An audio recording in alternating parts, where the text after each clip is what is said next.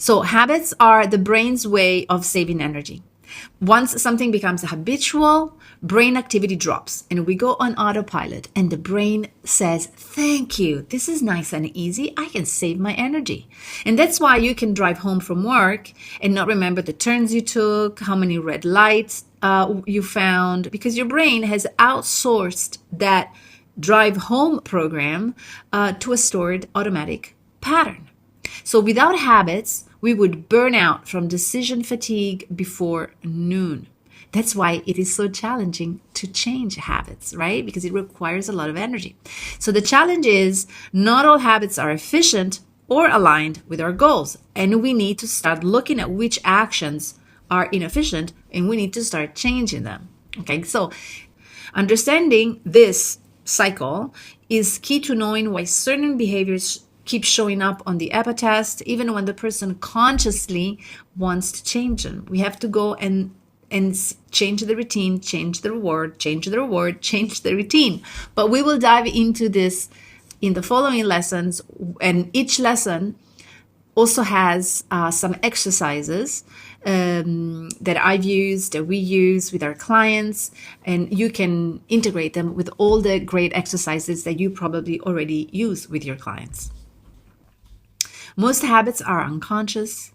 We're not deciding in the moment. We're reacting to cues based on old programming. So the EPA test lets us make those invisible routines visible so that we can help our clients update them if needed, where needed. This also means that because changing habits is so hard, and when we try to change a habit, the brain senses it as a potential threat to safety or comfort. Even positive change can feel unsafe because it takes us into unknown territory and the alarm bells go off. That's why people resist even beneficial changes. The old routine might not be working so well, but I know it is safe.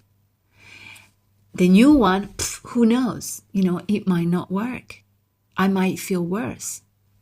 One way to help change stick is to deliberately link a strong positive trigger to the new habit, so the brain gets an immediate green light to proceed. But we'll get into this later on. Another is to weaken the old habit by pairing it with a negative association, visualizing the long-term cost of continuing some inefficient behavior.